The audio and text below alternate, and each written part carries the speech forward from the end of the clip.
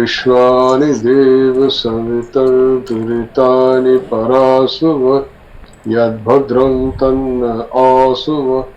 ॐ यान् मेधान् देवगणाः पितरश्चोपासते तया मामद्य मेधयाग्ने मेधाविनं कुरु स्वाहा।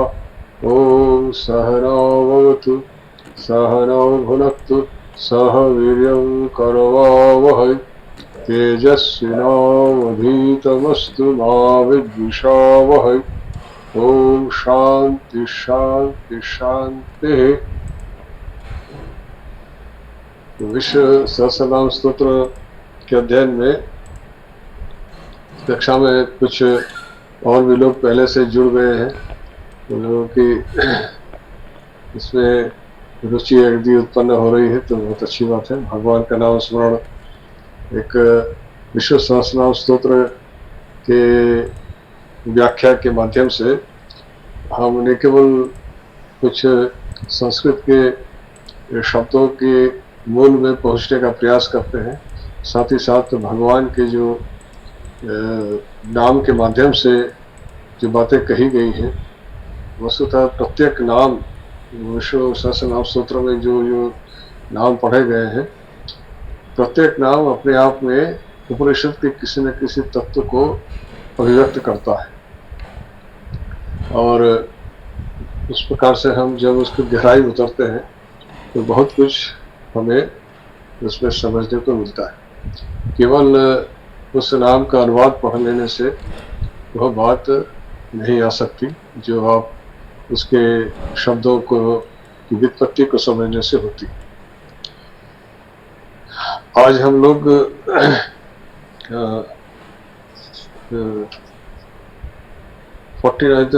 पिछले कक्षा में हमने 48वां श्लोक पढ़ा था। आज 49 श्लोक आज पढ़ेंगे। इसमें जो नाम पढ़े गए हैं उस पर आज चर्चा करेंगे। स्कंदः स्कंदधरो धुर्यो वरदो वायुवाहनः वासुदेवो बृहद्भानुरादिदेवः पुरंदरः।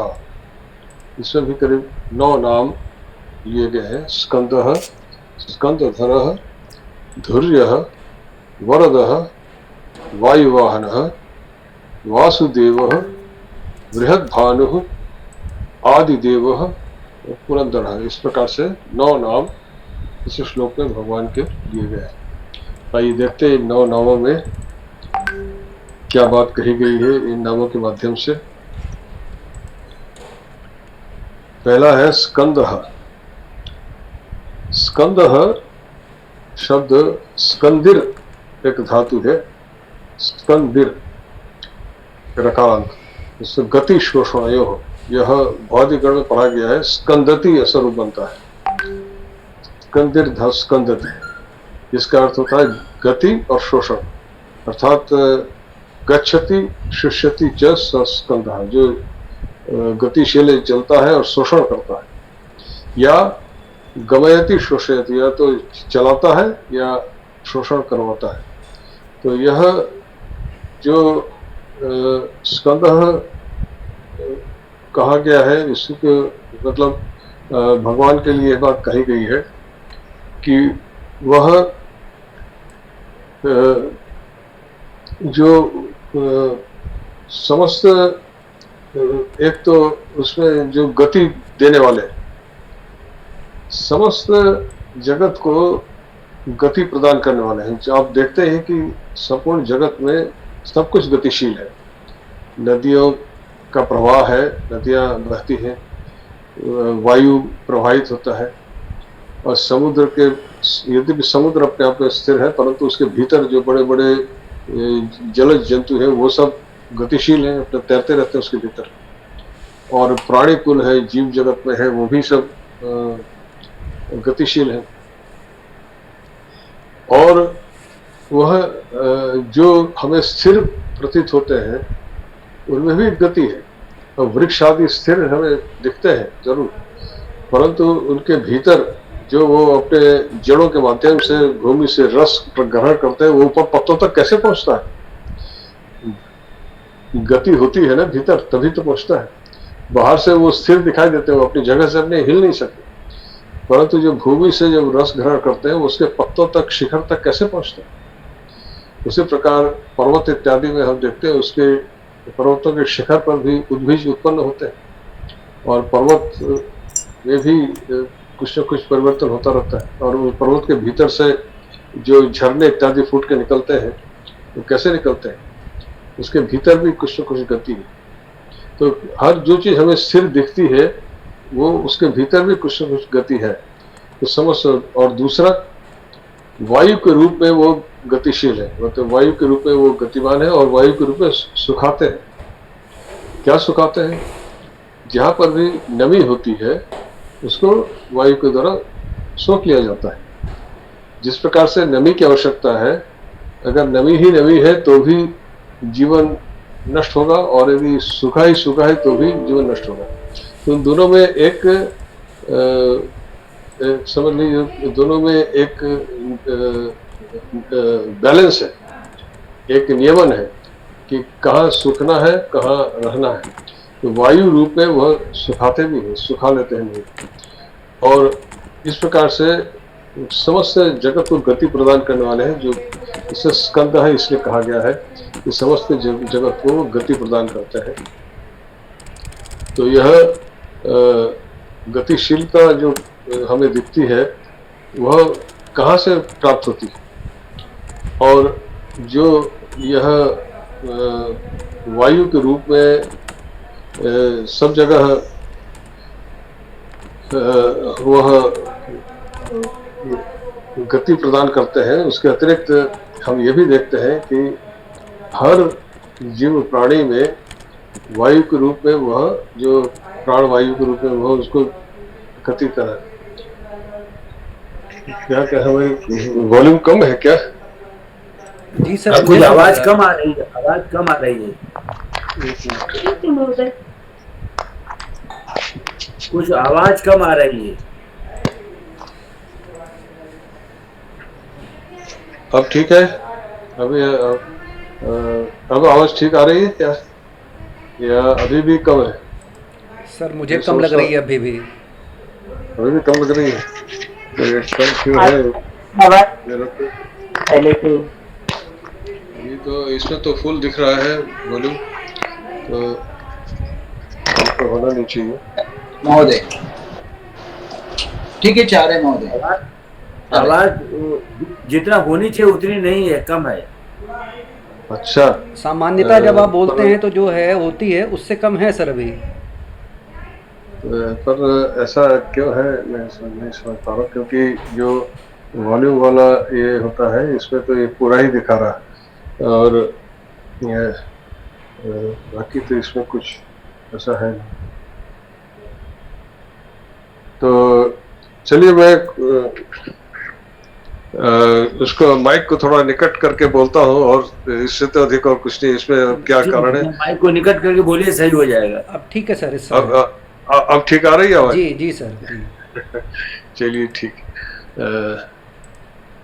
तो ये हो सकता है माइक थोड़ा सा दूर हो। ये जो माइक है इसी में है, ये जो कॉर्ड है इसी में माइक लगा हुआ है। अब ये चलिए ठीक है। अब ये अगर अब ध्वनि ठीक आ रही है तो मैं उसको नजदीक रख के बोलने का प्रयास करता हूँ। तो स्कंदः का अर्थ है कि जो इसको समस्त स्कंदिर, जैसा स्कंदिर धातु से बनता है, स्कंदती ऐसा रूप बनता है।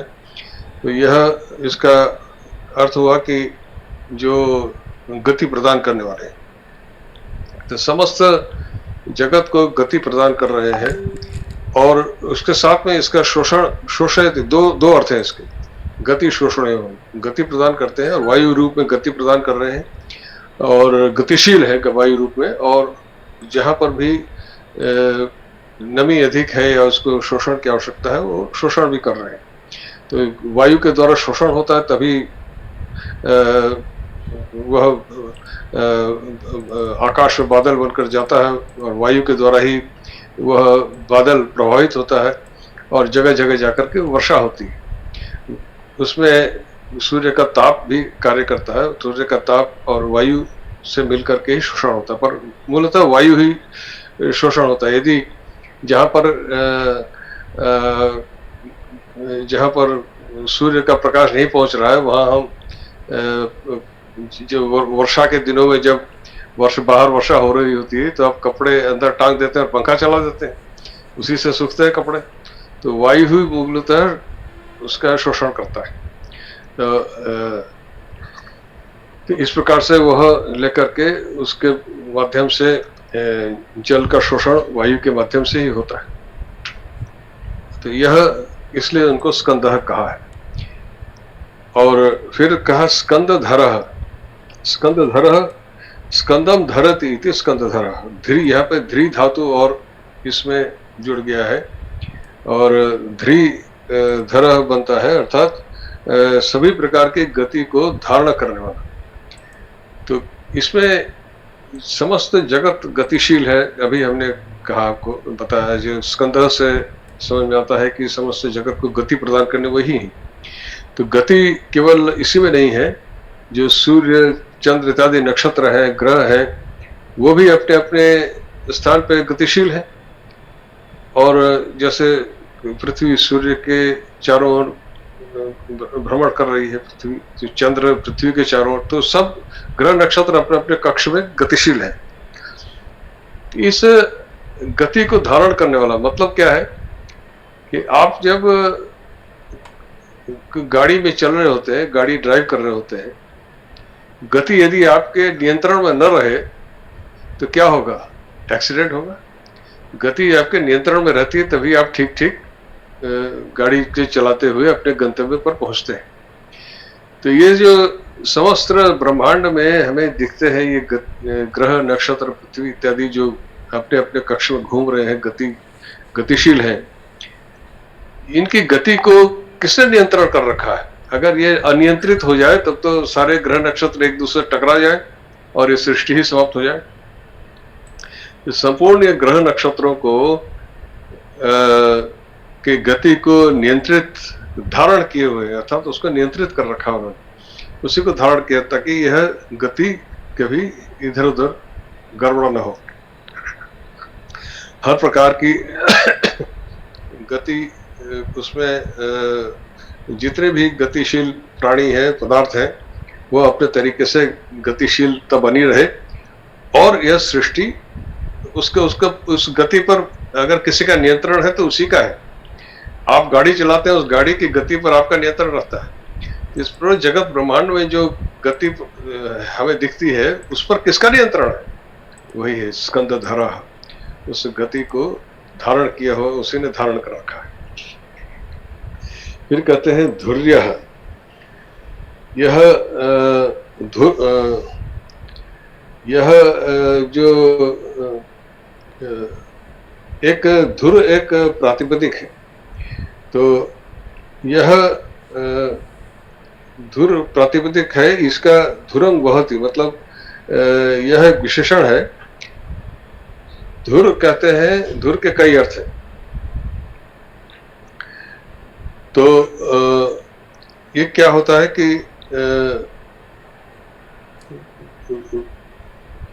जो धुर कहते हैं भार को भी और जिम्मेदारी, और दूसरा होता है कि जैसे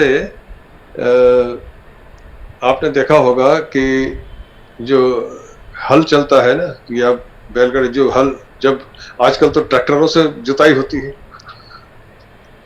पहले हमने देखा था बैलों से खेत जुताई होता था। तो हल को जो बैल खींचते थे तो उसके जो कंधे पर जो डंडा रखा जाता था उसे क्या कहते थे? जुआ। उस दो बैलों को जोड़ते थे, उसके सहायता से वह हल को खींचता था। तो यह जो कंधे पर रखा जाने वाला जो होता है, यह उपकरण जिससे कि वह उसको खींचता है, हल को खींचता है, या पहले जो बैलगाड़ियां होती थी उसमें जो कंधे पर रखा जाता था जिससे वो गाड़ी को खींचता था, तो वह जो उपकरण है कंधे पर रखा जाने वाला जो होता है उसको धुर कहते थे। दूसरा जो पहिए की जो नाभि होती है, जिससे उसकी पहिए को उसकी धुरी से जोड़ने के लिए दोनों तरफ जो कील लगा दी जाती है, ताकि पहिया उससे धुरी से बाहर ना निकल जाए, उसको धुर कहते हैं। तो ये सब चीजें धुर के इतने अर्थ हैं, पर यहाँ पर धुर का अर्थ होता है कि वहन करना, किसी चीज को वहन करना। अब आप हम जो भी है, हम जहाँ पर भी जिस परिस्थिति में भी है और जिस स्थान में भी है, हमारा हर कार्य के लिए हमारी कोई न कोई जवाबदेही होती है, उत्तरदायित्व होता है। आप जो भी धन कमा रहे हैं, उसका हिसाब किताब आपको सरकार को देना पड़ता है कि आपको पैसा कहाँ से आया, कैसे आया। जो भी आप कार्य करते हैं उसका कुछ ना कुछ जवाबदेही होती कि आपने कोई गलत काम तो नहीं किया। घर में भी आप जो भी कार्य करते हैं उसको सबकी दृष्टि रहती है, क्योंकि आपका एक समाज के प्रति, परिवार के प्रति, देश के प्रति एक उत्तरदायित्व है, जवाबदेही होती है। पर ये जो सृष्टिकर्ता जिसकी ये पूरी सृष्टि है, ये जो सारा कुछ चल रहा है व्यापार, इसकी जिम्मेदारी किसकी है, इसकी जवाबदेही किसकी है? यहाँ पर क्या हो रहा है, क्या नहीं हो रहा है, क्योंकि हमारे ऊपर कोई है जिसको हमें जवाब देना होता है। हमारे ऊपर हमारे पिता है या जो भी है, हम कोई पुत्र कोई काम करता है तो पिता उससे पूछ सकता है कि तुम ये क्यों किया, और यदि सबसे बड़े तो आपसे समाज पूछ सकता है, देश पूछ सकता है, सरकार पूछ सकती है कि कार्य जवाब आपको देना पड़ेगा। उसके ऊपर कौन है जिसको वो जवाब देगा? उससे पूछने वाला कौन है? कोई नहीं, वो तो अकेला ही है, सर्वत्र अकेला है। तो सर्वत्र तो धुर्य है, वह स्वयं ही स्वयं का जवाब दे करने वाला है।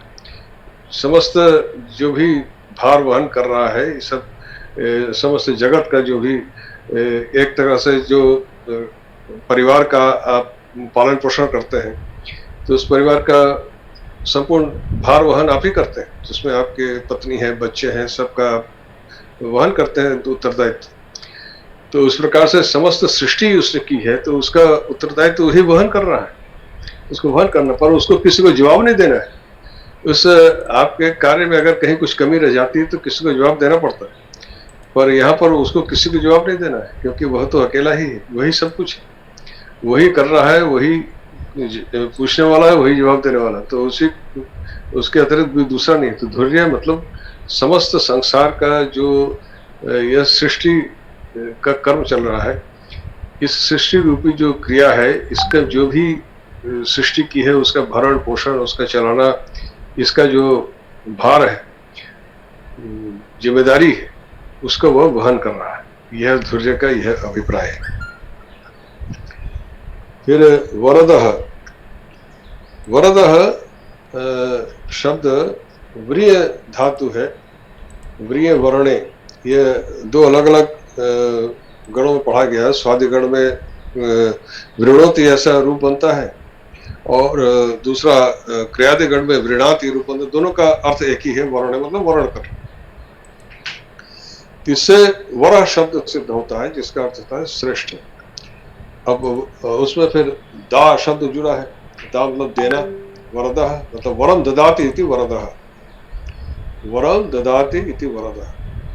वरम मतलब जो आपकी अभीप्सित, जो को आप चाहते हैं वो आपको प्रदान करना। आप जानते हैं कि जब वर कब देता है, जब कोई संतुष्ट हो जाता है आपकी प्रार्थना से या आपकी तपस्या से, आपकी सेवा से कोई संतुष्ट होता है, तो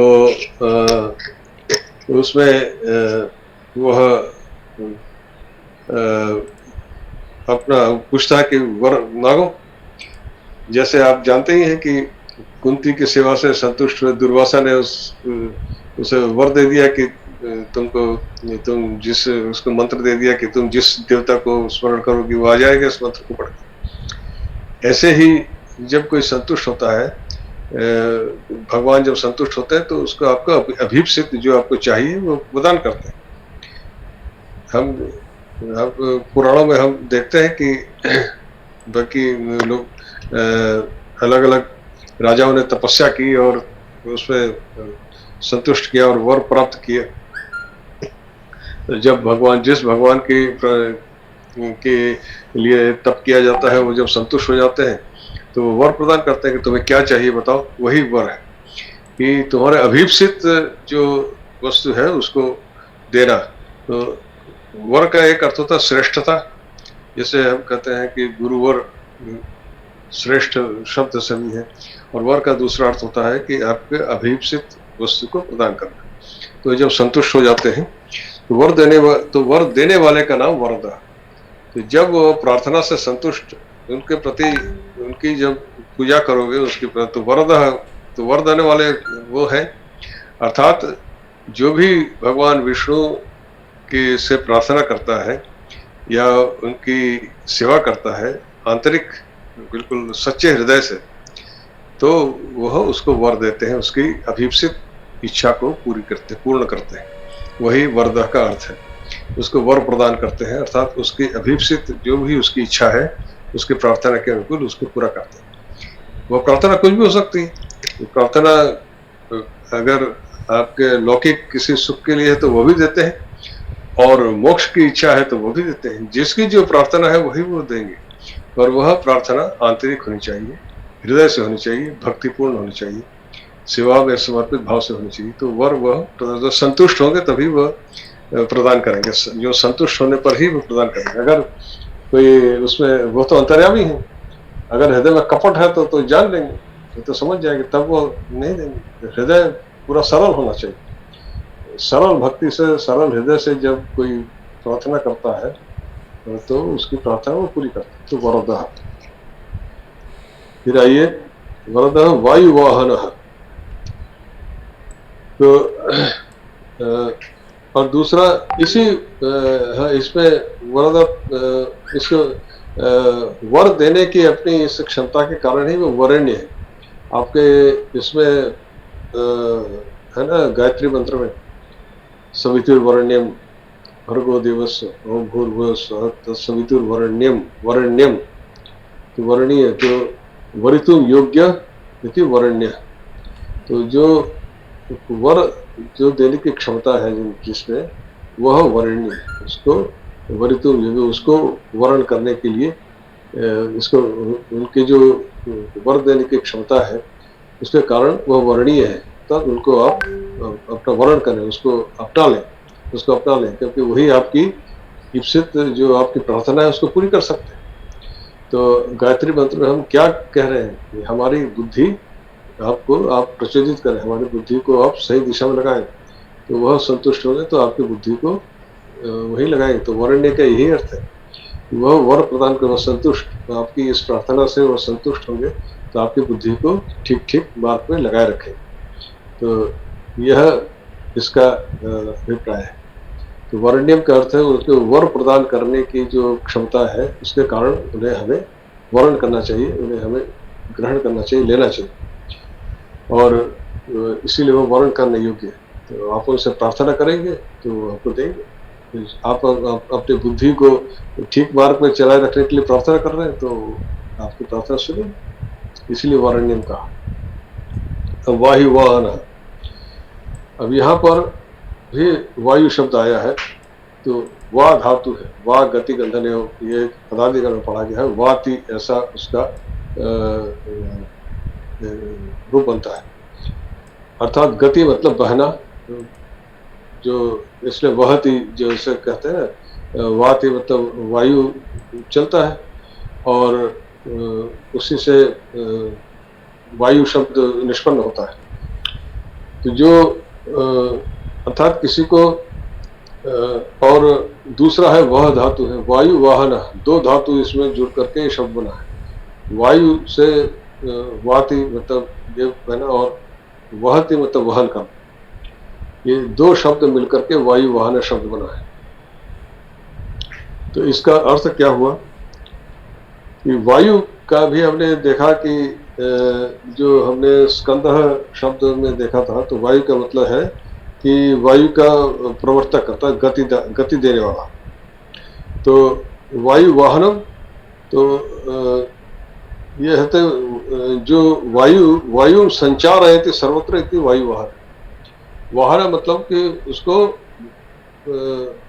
चलाना, संचालित करना। जो हवा है, वायु है, उसको संचालित करना, वह कैसे कहाँ कहाँ जाएगा। अब यहाँ पर संचालित करने से कई अर्थ इसके हो जाते हैं। एक तो जो हम वायु देखते हैं आकाश में, जो पंच तत्वों का एक तत्व वायु है, और पहले आकाश की उत्पत्ति हुई, और उसी जो स्पेस है यहाँ पर वायु है, और वायु संचारित होता है, एक जगह से दूसरे स्थान पे गंध को ले जाता है, और इसी वायु के माध्यम से हमारा श्वास प्रश्वास, प्राण वायु इसीलिए कहते हैं कि यह वायु यदि हमारे श्वास के द्वारा हमारे भीतर न जाए, और वायु का संचारण हमारे शरीर के भीतर न हो, तो प्राणी जीवित नहीं रह सकता। तो यह जो पंच प्राण इत्यादि कहा गया, इसके समस्त शरीर में यह संचारित है। वायु के रूप में समस्त शरीर में इस प्राण को वो संचारित, प्राण वायु को संचारित करता है। तो केवल शरीर में ही नहीं, समस्त जगत में वायु को संचारित करने वाले, चलाने वाले वायु वाहन है। यह वाहन का मतलब, हम कहते हैं ना कि वाहन का अर्थ होता है जैसे गाड़ी इत्यादि को वाहन कहते हैं, उसमें चढ़ के आप जाते हैं। यहाँ वाहन, वह वाहनम नपुंसक लिंग होता है। यह वायु वाहन, वाहन, ये संस्कृत में कुछ व्याकरण की प्रक्रियाएं हैं। वायु वाहन का मतलब होता है कि वह वहन कराने वाला, मतलब उसको चलाने वाला, वायु को गति प्रदान करना। वाहन से क्या होता है, गति ही तो होती है ना। आप उसको चलाते हैं वाहन को, वाहन का मतलब ये है कि उसमें बैठ करके आप कहीं जाते हैं। वाहन केवल एक जगह खड़े रहने के लिए नहीं, वाहन कहीं पर आने जाने के लिए है। तो वायु को एक स्थान से दूसरे स्थान में संचारित करने के लिए संचारित करते हैं, अर्थात समस्त शरीर में संचारित करते हैं प्राण के रूप में, और समस्त जगत में संचारित करते हैं। समस्त जगत में यह वायु व्याप्त है, हर जगह व्याप्त है। इस वायु के बगैर न तो पशु पक्षी जीवित रह सकते हैं, न ही उद्भिद जो पेड़ पौधे हैं वो भी नहीं जीवित रह सकते।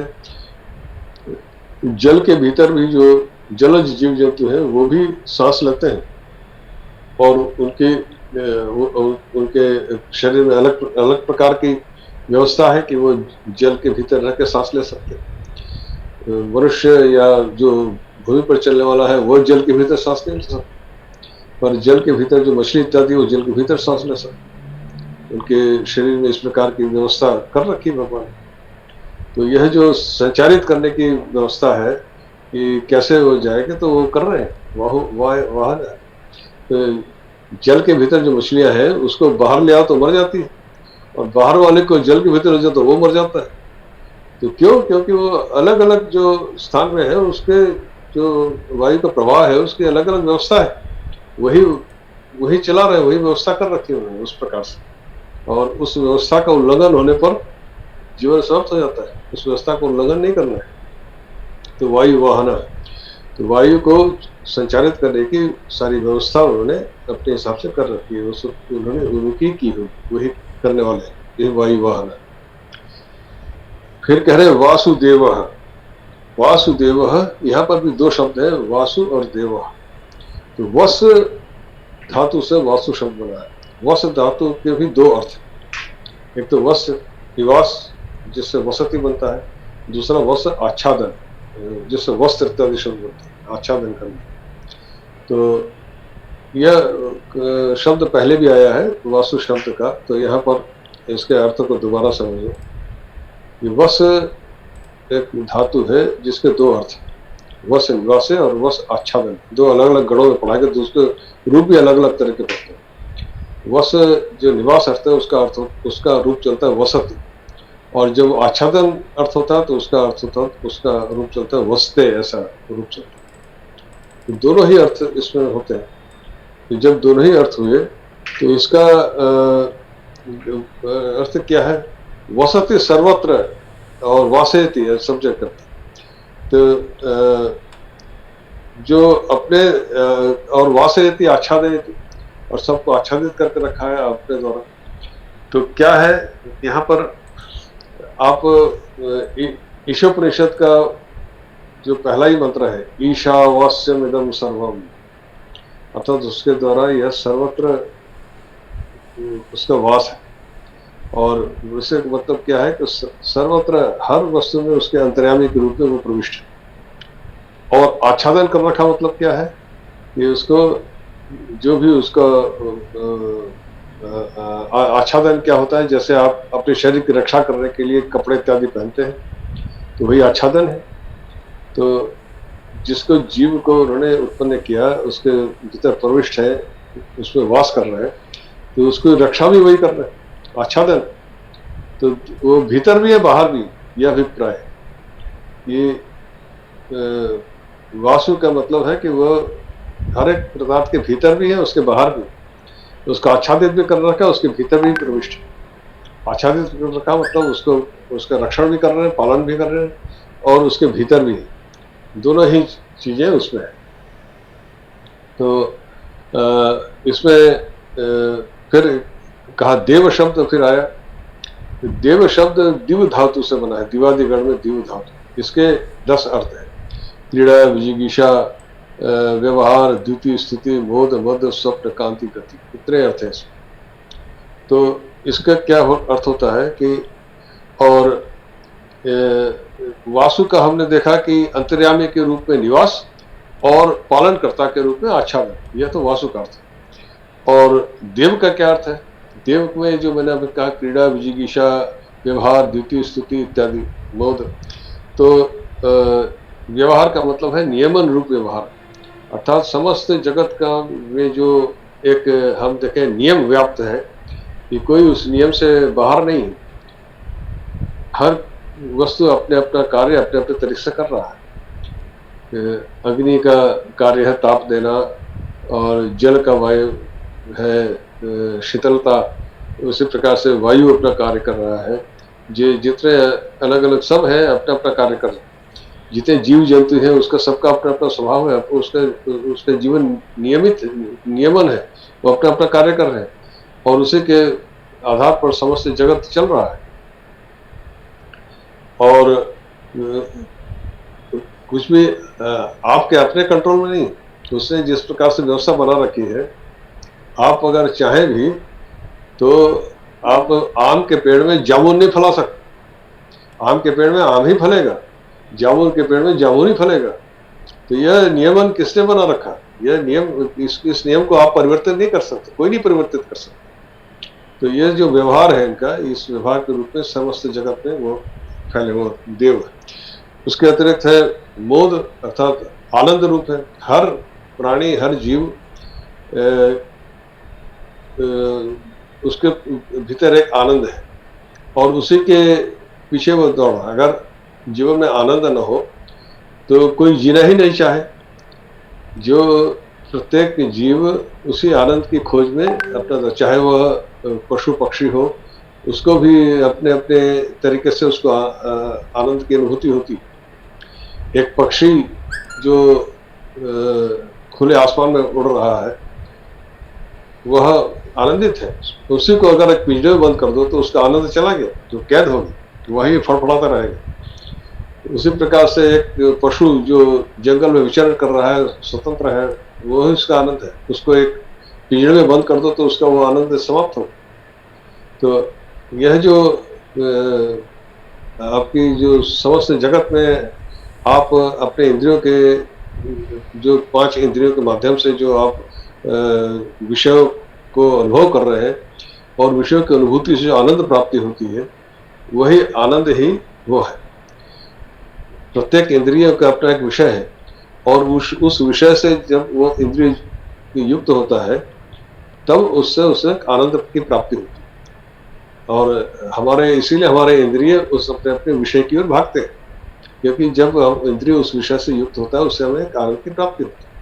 आपको एक सुंदर, एक मधुर ध्वनि सुनाई दे रही है, तो आप उससे आकृष्ट हो रहे हैं, उससे आनंद प्राप्त हो रहा है। आपको सुंदर दृश्य दिखाई दे रहा है तो आप उसकी तरफ देखते रहते हैं, वहां से आपको आनंद प्राप्त होता है। तो जैसे रूप, रस, गंध इत्यादि उस अपने इंद्रियों के विषय है, और उसी का आपकी जिह्वा रस ग्रहण करती है, तो अच्छे अच्छे स्वादिष्ट पकवान की तरफ आप आकृष्ट होते हैं, उससे आप आनंद की प्राप्ति होती है। तो जिससे आनंद की प्राप्ति होती है उधर ही आप आकृष्ट होते हैं, जहाँ नहीं होती उधर से आप भागते हैं। तो आनंद तो उन्होंने दे रखा है, तभी तो मनुष्य जीवित है और उसी के लिए प्रयास करता रहता है। वह न हो तो फिर जीवन का कोई वही नहीं रहेगा, उद्देश्य नहीं रहेगा, उसी के पीछे भागता है। तो अब वही सब कुछ और शोभा और कांति शोभा, ये समस्त जगत में वो शोभायमान है। इस जगत में जो सुंदरता है, उसकी शोभा है, वो भी वही है।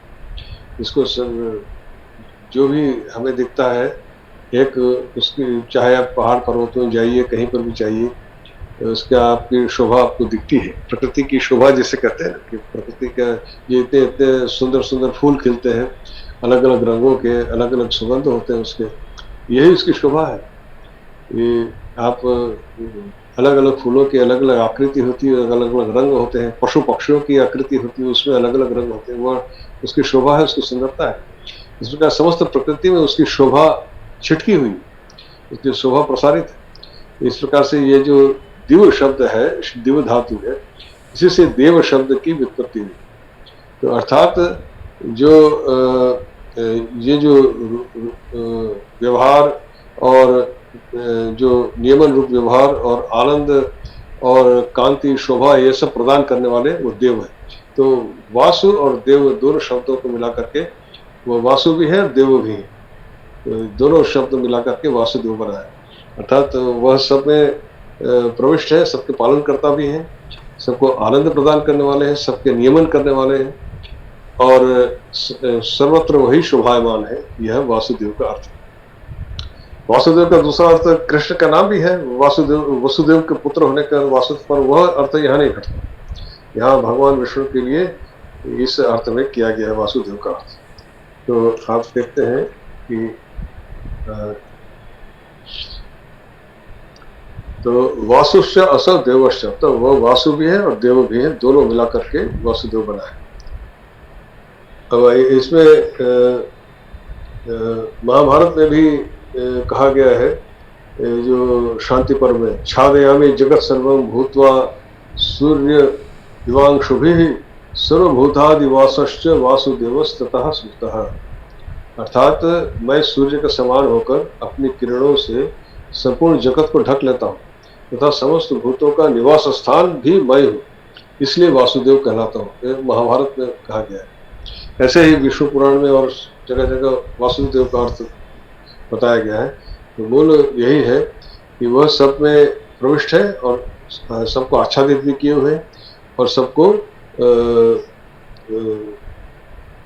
आनंद प्रदान कर रहे हैं और सबका नियमन कर रहे हैं। इस प्रकार से वासुदेव। फिर आइए अगला है वासुदेव, वासुदेव बृहद भानु। बृहद भानु, बृहद भानु, इसमें भी दो शब्द हैं, बृहद और भानु। बृहद शब्द बृह वृद्धो एक धातु है भौतिकगण में, वर्हति, ऐसे वृद्धि मतलब बढ़ना, इससे बृहद शब्द है कि बड़ा हुआ था, बहुत बड़ा। उससे उसका वृह एक धातु है, उसका बरहती रूप बनता है, उसका अर्थ है वृद्धि, इतना बढ़ना। तो आप इससे समझ सकते हैं कि बृहद शब्द का अर्थ हुआ कि बढ़ा हुआ था, बहुत बड़ा। तो इसमें फिर उसमें भानु शब्द उसमें और जुड़ा। ये भानु शब्द की व्युत्पत्ति जान, भा दीप्तो धातु, भाति मतलब प्रकाशवान, जैसे जिससे प्रकाश होता है, प्रकाशित है ना, उसको चमक उससे कहते हैं। तो उसी में उससे भानु शब्द सिद्ध होता है उसका, इसलिए सूर्य को भानु कहते हैं क्योंकि उसमें बहुत चमक है, प्रकाश है। और उनकी इसका अर्थ है कि जो हमारे जो प्रत्यक्ष देखने वाले जो सूर्य इत्यादि नक्षत्र आदि हैं, उनकी जो ज्योति का प्रकाश है वह उसमें पूरी तरह से वृद्ध है, बहुत दीर्घ है। अर्थात प्रकाश और किरणें जिसकी बहुत दीर्घ है, मतलब बहुत प्रकाश रूप किरणें इतनी दीर्घ है कि सर्वत्र वह व्याप्त है। बृहद भानु का अर्थ आता है, यह भानु से केवल यह सूर्य से अभिप्राय नहीं है कि सूर्य केवल सूर्य ही नहीं, जितने भी नक्षत्र जो चमक रहे हैं उनमें उनकी जो किरणें हैं वो बृहद मतलब अ, पूरी संपूर्ण जगत को प्रकाशित कर रहे हैं। अर्थात सर्वत्र सभी सूर्य नक्षत्र आदि में सर्वत्र वह किरणों के रूप में बृहद रूप में, अर्थात उससे बढ़कर और कोई नहीं, कोई वो किरणें देने वाला और कोई दूसरा नहीं, वही बृहद है। मतलब बृहद का यह अभिप्राय यही है कि उससे बढ़कर और कोई नहीं, प्रकाश देने वाले में उससे बढ़कर कोई नहीं, वही प्रकाश देने वाले हैं। कोई ये न समझे कि वो प्रकाश मेरा है, वह प्रकाश देने वाले वही है। तो बृहद भानु की यही अभिप्राय है कि सूर्य और चंद्रमा आदि में जाने वाले अति बृहद जो किरणें हैं उनकी विशाल किरणें हैं, बहुत दूर दूर तक जाने वाली उनकी किरणें वो और जो किरणों से संपूर्ण जगत को प्रकाशित करते हैं और उन किरणों से समस्त जगत को प्रकाशित करते हैं। सूर्य से हमारा पृथ्वी और चंद्रमा सब प्रकाशित सूर्य की किरणों से, वैसे ही इस पूरे ब्रह्मांड में कितने ही सूर्य हैं, कितने ही आपके जैसे कहते हैं जो गैलेक्सीज, वहाँ पे सूर्य के जैसे कितने ही नक्षत्र हैं जो चमक रहे हैं और प्रकाश फैला रहे हैं। आप जो प्रकाश नक्षत्र यहाँ प्राप्त होता है ना, जैसे आप कहते हैं लाइट ईयर, पता नहीं कितने दूर से वह प्रकाश यहाँ तक पहुँच रहा है, जिस प्रकाश को यहाँ तक पहुँचने में लाखों वर्ष लग रहे हैं, वह प्रकाश कितना तीव्र होगा आप समझ रहे हैं कि so many million light years. आप पढ़ते होंगे ना, लाइट ईयर आप जानते हैं ना, लाइट ईयर किसे कहते हैं कि प्रकाश को पहुँचने में 1 वर्ष लग जाए जितनी दूरी, प्रकाश की गति 1 सेकंड में कितने लाख किलोमीटर है, 1,83,000 किलोमीटर प्रति सेकंड उसकी गति। 3 लाख किलोमीटर 1 सेकंड में, 3 लाख किलोमीटर। हाँ, 1 सेकंड में 3 लाख किलोमीटर प्रकाश की गति। तो आप समझ लीजिए कि उस प्रकाश को पहुंचने में 1 वर्ष लग जाए, उसको 1 लाइट ईयर कहते हैं। तो ऐसे लाखों लाइट ईयर दूर से प्रकाश यहाँ तक पहुंच रहा है, जिसे हमारे ज्योतिर्विद पकड़ रहे हैं, उससे पता लग रहा है कितनी दूर से कोई नक्षत्र है। इतनी दूर से प्रकाश आ रहा है जब, तो आप समझ सकते हैं उस प्रकाश में कितनी तीव्रता होगी। तो दीर्घ भानु, बृहद भानु। आप एक बल्ब जलाते हैं, उसका प्रकाश कुछ दूर तक ही प्रकाशित करता है और ज़्यादा दूर चले जाइए फिर अंधेरा हो जाता है। वो वहाँ एक बल्ब जलाइए, स्ट्रीट लाइट जहाँ पर लाइट गिर रही है सिर्फ वहीं पर प्रकाश है, उस स्ट्रीट लाइट से आप दूर चले जाइए फिर आपको वहाँ अंधेरा ही मिलेगा। परंतु वह नक्षत्र के प्रकाश यहाँ मिलियन लाइट ईयर तक हम ट्रेवल करते हुए आप तक पहुँच रही है। तो उसका प्रकाश कितना तीव्र होगा आप कल्पना नहीं कर सकते। तो इसे कहा बृहद भानु। तो उसका प्रकाश सर्वत्र छाया हुआ है, सर्वत्र है, सर्वत्र प्रकाशित कर रहा है।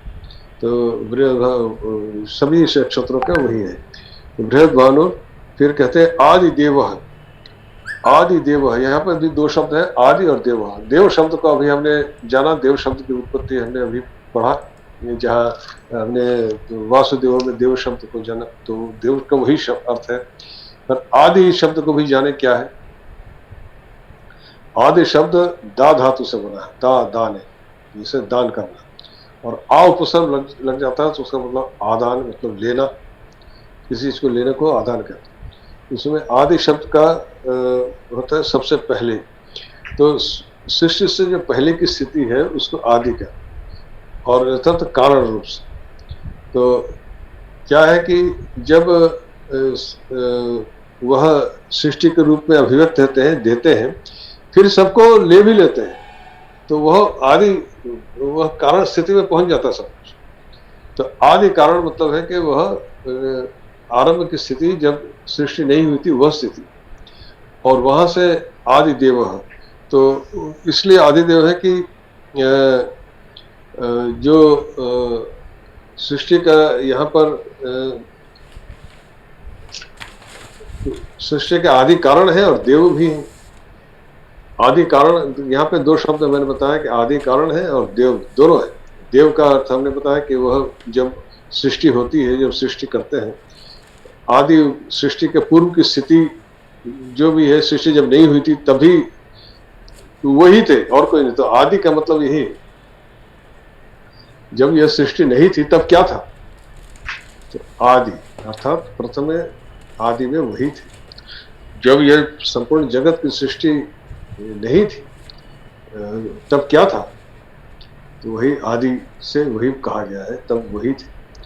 और जब सृष्टि हुई तब वो देव रूप में प्रकट हुई, अर्थात उसको व्यवहार जो भी सृष्टि है उसका पालन पोषण करना, उसको आनंद प्रदान करना। अभी देव शब्द की हमने व्युत्पत्ति पढ़ी, तो आदि भी वही है और सृष्टि के बाद जो कुछ बोला वही आदि देवा। तो सृष्टि से पहले जब कुछ भी नहीं था तब क्या था, तब केवल वही थे, तो उसके इसलिए उनको आदि कहा। और फिर जब सृष्टि हुई तब भी जो कुछ है वही है, वह देव रूप में है, अर्थात सब कुछ के द्वितीय दिव धातु से जो कुछ भी आपके अर्थ मिलते हैं वो सब उसे घटता है, वह सब उस रूप में वह इस संसार को, इस जगत सृष्टि को परिचालन कर। और इसलिए वह देव भी है, आदि भी है, देव दोनों ही, तो आदि देव है, इसका यह होता है। फिर आदि देव पुरंदरः। पुरंदरः का क्या अर्थ है, यहां भी दो शब्द है, पुर और पुरंदरः दो शब्दों से मिलकर पुरंदर शब्द बना है। पुर प्री धातु से बना है, प्री प में दीर्घ कार इसका अर्थ है पालन पूर्णयो। तो पालन पूर्णयो से इसका पुर शब्द बनता है, तो पूर्ण करना अर्थ में। तो पुर शब्द की व्युत्पत्ति, उसका जो अर्थ बन के आता है वह यह है कि जिसमें कोई चीज पूरा कर दिया जाए, जिसको भर दिया जाए। तो इसका जो अर्थ होता है, जैसे कोई नगर है वो सुरक्षा के दीवार से घिरा हुआ है, तो उसको पुर कहते हैं। और इस शरीर को भी पुर कहते हैं, आपने पढ़ा है गीता में, नवद्वारे पुरे दी। तो इस शरीर को भी पुर कहते हैं, क्यों? क्योंकि ये शरीर के भीतर जो रक्त है, अस्थि है, मांस है, ये सब इस जो त्वचा है उसके द्वारा पूरित है, मतलब त्वचा के भीतर सब पूरित है। यह त्वचा, चमड़ी अगर कट जाए, अगर चमड़ी न रहे, ऊपर के जो हमारी त्वचा है जिसे हम चमड़ा कहते हैं, ये अगर न रहे तो हमारे भीतर की जो रक्त की धमनियां हैं, रक्त प्रवाहित हो रहा है, बाहर कुछ नहीं निकल के आ रहा है। जब हाथ चमड़ा कट जाता है तभी रक्त बाहर आता है। तो जो दूसरा है द्रि धातु, दृढ़ाति, उसका विदारण है, द्रि विदारण है, अर्थात उसको विदीर्ण करना। अर्थात जो गीता में है ना, आपका श्लोक है आपका, ये पहले अध्याय का 9वां श्लोक है, सघोषो धार्तराष्ट्राणाम हृदयानि विदारयत्। जो पांडवों के जो शंख और युद्ध के नगाड़े बज गए, तो उस ध्वनि ने कौरवों के हृदय को विदीर्ण कर दिया, अर्थात आर पार कर दिया, छेद कर दिया। तो विदीर्ण करना वो द्रि धातु का वही इससे से बनता है। तो इन दोनों धातु से मिलकर के पुरंदर शब्द बना है। अभी पुरंदर के अर्थ में अभी आएंगे, पहले पुर शब्द को समझ। पुर शब्द का अर्थ इसीलिए शरीर को पुर कहा है। जिस प्रकार से एक नगर सुरक्षित रहता है जब उसके चारों तरफ एक सुरक्षा की दीवार होती है जिसका किला कहते हैं, तो उसको भी पुर कहा। तो ये जो त्वचा के द्वारा, जो चमड़े के द्वारा हमारे शरीर के भीतर रक्त, मांस, अस्थि इत्यादि का जो समूह है, ये त्वचा के भीतर पूरित है, मतलब पूर्ण है। मतलब इसमें चमड़े के भीतर कोई ऐसा खाली जगह नहीं। चमड़ा जरा सा भी कटेगा तो खून निकलने लगेगा, तो कोई भी इसके भीतर जरा सा भी स्थान खाली नहीं, पूरी तरह पूरित है। परंतु बाहर कुछ भी नहीं निकलने आता, रक्त के वो भी बाहर नहीं निकल के आते जब तक चमड़ा कटे ना, जब तक वो विदीर्ण न हो, जब तक उसका विदीर्ण नहीं होता, अर्थात तो कटता नहीं है, तब तक उसमें भीतर का कुछ भी बाहर नहीं आ सकता। वैसे ही फलों में आप देखते, फलों का छिलका होता है, नारियल का छिलका है, बेल का छिलका है। बेल को जब तक छिलकों को तोड़ेंगे नहीं तो बेल के भीतर का गुदा उसका बाहर नहीं आ सकता। उसी तरह नारियल को जब तक आप उसके नारियल के छिलके को तोड़ेंगे नहीं, तब तक उसके भीतर जो जल है या उसका जो भीतर का जो गुदा है उसको आप प्राप्त नहीं कर सकते। केले को भी खाएंगे तो छिलका उतार के ही खाते हैं, वो पूरा भरा हुआ है, छिलका उतारेंगे तो उसके भीतर से केले, उसमें भी कोई स्पेस नहीं है बीच में, कहीं खाली जगह नहीं है छिलके के भीतर, छिलके में पूरा वो चिपका हुआ है, तो पूर्ण है, तो पूरित है। तो इसी को पुरी धातु से पूर्ण अर्थ में, तो पुरी धातु का यही अर्थ है, इसीलिए उसको पुर कहा है। तो पुरंदरः पुरम दीर्णाति, तो पुर को विदीर्ण करने वाला, अर्थात ये शरीर उन्होंने दिया है, इस शरीर को नष्ट भी वही करते हैं। एक तो यह अर्थ, दूसरा यह भी अर्थ है कि जो पुरम धारयति इति पुरंदरः, इसका पुर को नष्ट करने वाला, पुर को विदीर्ण करने वाला। तो हमारे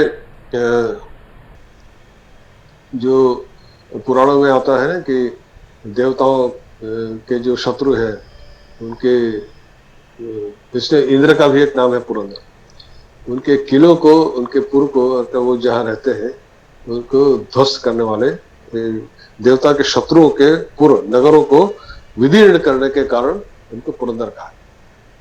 कि जब भी देवताओं और असुरों के बीच में युद्ध होता था, जो पुराणों में जो आता है, तो विष्णु की सहायता देवताओं को लेनी पड़ती थी। तो देवताओं को जो इनकी जो नगर है, इनके जो जहाँ वो रहते तो उसको विदीर्ण करने वाले, उसको ध्वस्त करने वाले विष्णु। तो पुरंदर क्यों कहा? अब उनको क्यों कहा? वो सीधे से तो युद्ध करते नहीं थे, देवताओं के ही युद्ध होता, पर देवताओं में जो शक्ति है वो वही है। इसी को फिर केन उपनिषद में इसी बात को समझाया गया। जब इन देवताओं को यह अहंकार हो गया कि युद्ध जीता तो हमने जीता, और वो अपनी महानता पर बहुत उनको गर्व होने लगा, तब वो यक्ष के रूप में वहाँ उपस्थित हुए। और वो आप लोगों ने केन उपनिषद में यह उपाख्यान पढ़ा है, यह सुना होगा कि यक्ष के रूप में उपस्थित हुए और इंद्र ने भेजा कि देखो कौन है। तो पहले अग्नि गए, उससे कहा, तुम, अग्नि से पूछा कि तुम क्या कर सकते हो? कि मैं सब कुछ जला सकता हूँ, कि इस तिनके को जला के दिखाओ। पूरी शक्ति लगा दी, नहीं जला पाए। फिर वायु को भेजा, वायु से पूछा तुम क्या कर सकते हो? मैं सब कुछ उड़ा सकता हूँ, इस तिनके को उड़ा के दिखाओ, नहीं उड़ा सका। तब इनको आभास हुआ कि जो भी संग्राम होता है, जो कुछ होता है, उन्हीं की शक्ति से होता है। इसीलिए पुरंदर विष्णु को कहा। यद्यपि पुरंदर इंद्र का एक नाम है, क्योंकि देवताओं के राजा इंद्र है और उनके नेतृत्व में युद्ध होता था, वो युद्ध जीतते थे। परंतु वह शक्ति किसकी थी? जिस शक्ति से जीतते थे वह इन्हीं की थी। इसीलिए पुरंदर विष्णु को कहा गया कि